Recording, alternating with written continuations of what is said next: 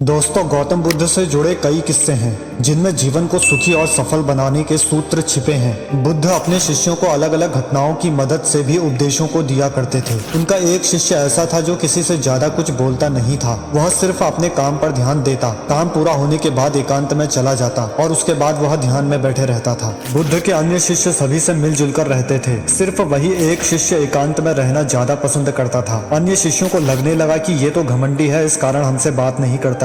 कुछ शिष्य बुद्ध से एकांत में रहने वाले शिष्य की शिकायतें करने लगे। बुद्ध ने सोचा कि इतने सारे शिष्य हैं, कुछ लोगों का आपस में तालमेल नहीं बन पाता है, इसी वजह से ये शिकायत कर रहे हैं, एक दूसरे की बुराई कर रहे हैं। ऐसे ही ये कुछ शिष्य एकांत में रहने वाले उस शिष्य की बुराई कर रहे होंगे। ऐसा सोचकर बुद्ध शिष्य की बातों पर ज्यादा ध्यान नहीं देते थे। धीरे धीरे उस शिष्य की बुराई ज्यादा होने लगी। बुद्ध के पास उस शिष्य की शिकायतें और ज्यादा पहुंचने लगी तो बुद्ध ने सोचा कि इस शिष्य से बात करनी होगी। उसके लिए इतनी शिकायतें क्यों आ रही हैं? एक दिन बुद्ध ने एकांत में रहने वाले शिष्य से पूछा कि तुम ऐसा क्यों करते हो? सभी लोग तुम्हारी शिकायतें कर रहे हैं। उस शिष्य ने कहा कि तथागत आपने घोषणा कर रखी है कि कुछ दिनों में आप ये संसार छोड़ देंगे, तो मैंने ये तय किया है कि जब तक आप यहाँ हैं मैं आपसे एकांत और मौन का महत्व समझ लूं। आपके बाद मुझे इन बातों को कोई और कैसे समझाएगा? शिष्य की बातें सुनकर बुद्ध ने अन्य शिष्यों से कहा कि तुम सभी इस शिष्य की गलत शिकायतें कर रहे हो। तुम लोगों ने इसे जाने बिना इसके बारे में अपनी गलत राय बना ली है। तुमने देखा कुछ और समझा कुछ। तुम सभी की आदत है कि तुम दूसरों को गलत तरीके से परखते हो।